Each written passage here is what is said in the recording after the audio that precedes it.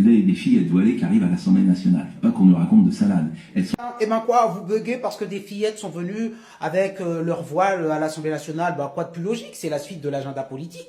Alors la fameuse Marine Tondelier, elle vous donne l'explication comme si j'ai pas compris, parce que tu vois, bon, du côté de la gauche, parfois il y a des problèmes de compréhension, on l'a vu avec de l'OGU. Dans l'axe de Yael Braun-Pivet qui ne dit rien. Absolument. Elle ne dit rien. Et elles sont rentrées, elles sont pas rentrées par hasard. Et elles sont au premier rang. Donc vous voyez, elles sont... Sûrement dans le cadre d'une sortie scolaire. Voilà, elles sont... Savoir avec Bon, qui elles sont au premier rang. Bon.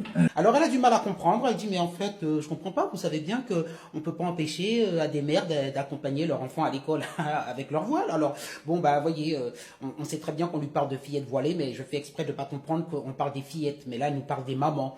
Alors à l'Assemblée nationale c'était pas des fillettes, c'était pas des mamans, c'était des fillettes qui étaient voilées. Et je crois que même un enfant de 8 ans ne passerait pas à côté du sujet. Eh bien Madame Marine Tondelier répond à côté pour vous montrer la mauvaise foi. Alors c'est pas la pire mauvaise foi de Marine Tondelier.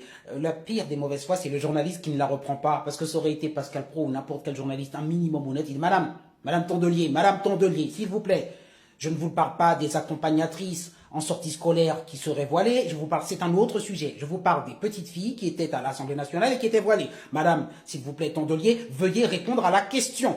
Donc d'un côté, il y a les poupées de Chine, si j'ose dire, qui sont effectivement sexualisées pour les retirer à juste titre du marché. Et là aussi, c'est la sexualisation d'une petite fille. Voilà. À partir du moment où on lui met une petite fille pour éviter les tentations concupiscentes des hommes. Voilà ce que les féministes tolèrent aujourd'hui. La dichotomie vierge-putain concernant les petites filles. Parce que ce qu'il faut dire, c'est que les filles, par exemple, s'offusquent qu'on puisse critiquer la présence de ces jeunes filles. Aujourd'hui, la France Insoumise dit, en gros, on est raciste et islamophobe si on estime que c'est anormal d'avoir des fillettes. Et bien écoutez Marine Tondelier dans une de ses sorties lunaires dont elle a le secret. Je pense que si l'islamophobie était interdite dans le règlement de l'Assemblée nationale, il y en a un certain nombre. C'est l'islamophobie. En fait, il y a ce qui est autorisé et ce qui n'est pas autorisé. Donc là, dans le cadre d'une sortie scolaire, qu'une maman voilée accompagne la sortie scolaire, c'est autorisé. D'ailleurs, si ça ne l'était pas, donc ça veut dire qu'en fait, quand votre maman est voilée, votre maman ne pourra jamais vous accompagner en sortie scolaire. C'est une forme d'humiliation pour les enfants et qui, par ailleurs, annonce ce qu'ils vivront toute leur vie. Parce que c'est pas la première humiliation qu'ils subiront. Donc je le dis, c'est pas interdit. Les huissiers de l'Assemblée nationale, pour avoir longtemps travaillé dans cette belle maison, sont quand même très scrupuleux sur les règlements pour vous rentrer qu'avec un portable, que vous fassiez pas tout ce qui est interdit. Donc si ça avait été interdit, elle ne serait pas arrivée. L'article 8 du règlement dit pour être admis dans les tribunes, le public doit porter une tenue correcte, il se tient assis, découvert et en silence. Pas les mères qui posent problème. C'est pas les mères alors qui posent problème. Le problème c'est les enfants. C'est des fillettes voilées. Donc c'est ça le souci. Donc elle répond à côté. C'est pas islamophobe de dire ça. Non, mais c'est parce que ça les gêne. D'ailleurs, il y a certains qui les ont relancés sur le fait qu'il y avait la présence de fillettes voilées. Donc ça pose même la question, comme l'a dit Sabrina, de la sexualisation d'enfants. C'est ce qu'aurait dû répondre un journaliste qui ferait son travail un minimum. Mais voyez la complicité du journaliste, bien sûr, du service public, qui fait qu'il la laisse en fait s'en sortir très bien en répondant à côté. Alors, bon, Madame Sabrina Bedjeber s'indigne, tout le monde s'indigne. Madame Braun-Pivet, la présidente de l'Assemblée nationale, elle dit oh ben ça paraît pas convenable. Voilà, on prend des guillemets. Vous voyez, tous ces gens tiennent à leur poste et Madame Braun-Pivet tient à son poste. Elle veut pas se faire fustiger, hein, donc ça paraît. Vous voyez, c'est pas pour rien qu'elle a été nommée présidente de l'Assemblée, parce qu'elle s'est ménagée. Voilà, les susceptibilités, et surtout quand il s'agit de son matricule et de son futur. Voyez tous ces gens qui tiennent les places qu'ils tiennent, ils ne les tiennent pas par hasard. Pourquoi d'autres personnes comme Éric Zemmour ou Sarah Knafo, etc., ont du mal à accéder à ces postes-là? C'est parce qu'il faut être absolument hypocrite et puis ne pas voir la réalité. Bon, mais si Madame Marine Tondelier avait un brin de courage, elle dirait oui.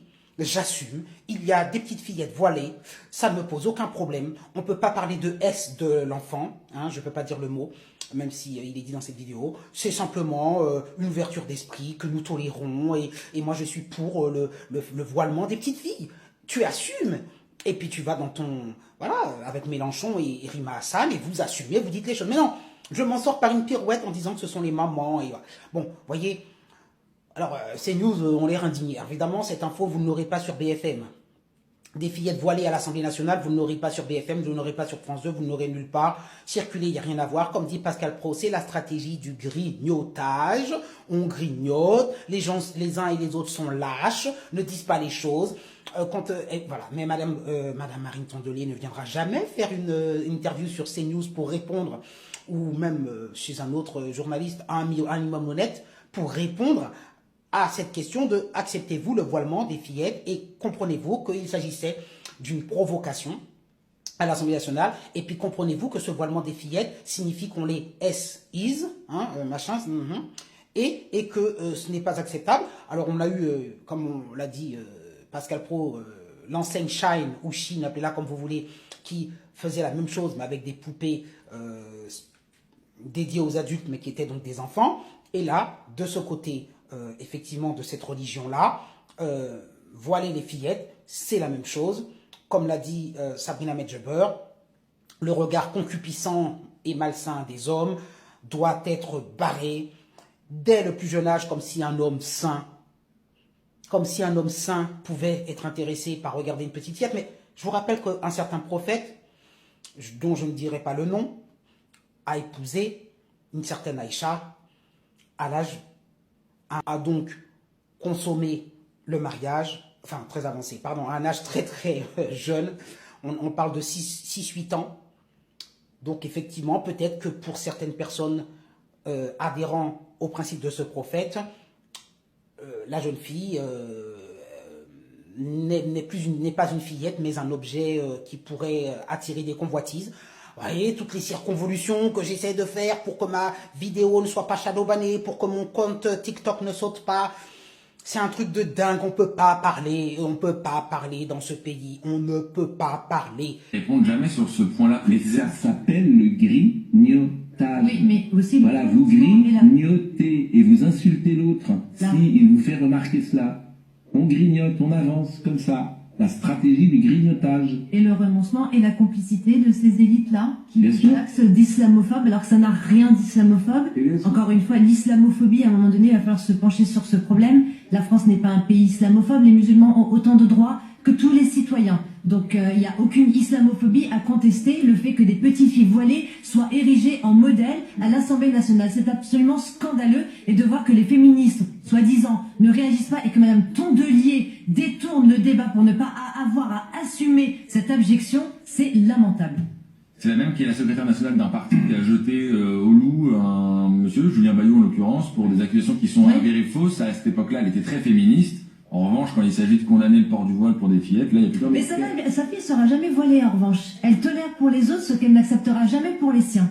C'est ça la vraie hypocrisie. L'exemple de l'Assemblée nationale, mais non, peut-être quelque chose à la limite faire oui. Il y a un tweet de Madame Braun-Pivet. Qu'est-ce qu'elle a dit, Madame Braun-Pivet? Adapté, je trouve. Qu'est-ce qu'elle a dit, Madame Braun-Pivet? Je crois qu'on va voir le tweet d'ailleurs de Madame Braun-Pivet. Elle dit qu'il va falloir faire preuve de vigilance, que cette situation-là ne doit pas se reproduire et qu'il y a eu visiblement un manque quelque part. C'est ça que j'ai dit dans... D'accord, je l'ai vu son tweet, mais surtout il est dans son axe. Ça, je sais pas. En fait, vous savez, la tribune en fait est tout autour de nous.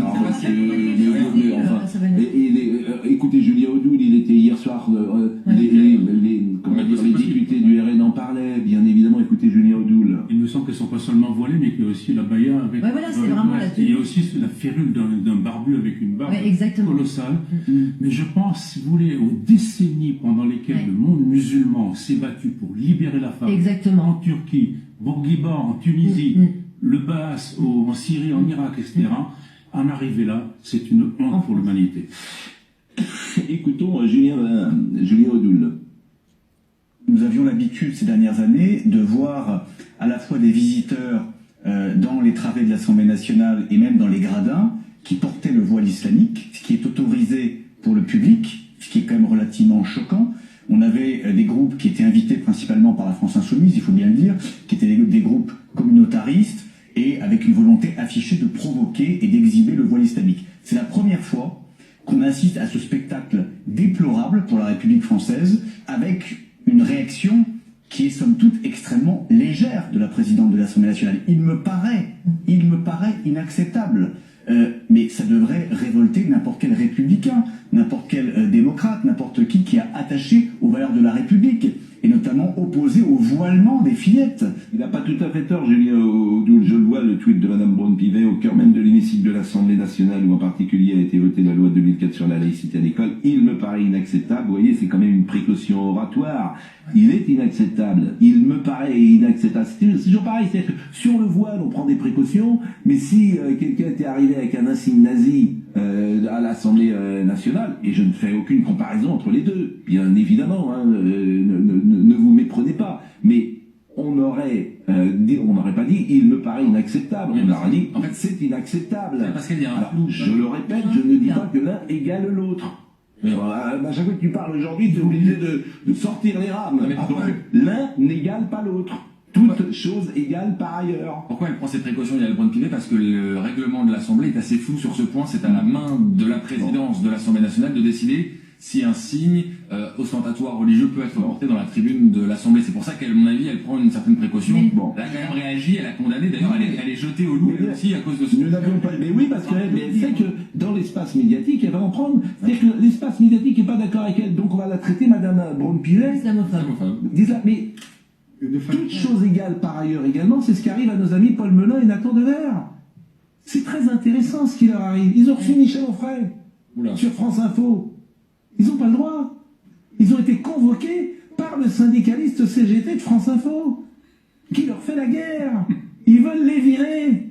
Mais je blague pas. Ah oui, je vous crois, mais donc ils n'ont pas le droit d'inviter des gens de droite. Donc Paul Melun et Nathan, et qu'on aime bien ici dans cette maison. On les aime tellement d'ailleurs qu'on les a laissés vivre une autre aventure journalistique, et c'est bien normal. Et ils sont partis dans les meilleures conditions. Et ils ont pourquoi pas eu raison. Il faut de temps en temps changer de maison. Ça nous est tous arrivé. Mais aujourd'hui, ils ont face à eux des syndicats qui leur disent vous êtes des fascistes et vous n'avez pas écouté. C'est les nouveaux CNews. France Info, nouveaux CNews. Bienvenue, France Info. Vous êtes bienvenue. On vous salue. Je vous assure, ce monde est dingue en fait. Ce monde est complètement fou. Mais bon, voilà. Et puis alors, hier, j'ai fait des vidéos intéressantes sur plein de sujets. Elles ont fait 26 vues. Je les ai repostées, elles ont fait 26 vues. Vous voyez à quel point Monsieur Xavier Niel, toutes ces personnes-là qui tiennent TikTok, à quel point, voyez où on est aujourd'hui. Quand je dis qu'on est dans une semi-dicta, qu'est-ce que vous voulez que je vous dise? Mais vous voyez, moi là je parle calmement, mais vous n'imaginez pas la colère que je ressens parce qu'on m'empêche de parler à 26 000 abonnés. J'en ai 5 000 de l'autre côté, j'en ai je sais pas combien sur LinkedIn, tout ça, je suis shadowbanné de partout, hein, que ce soit LinkedIn, YouTube, pareil, on veut pas, il faut pas. Donc, en fait, les personnes comme moi, on n'arrête pas hein, de dire les choses malgré tout.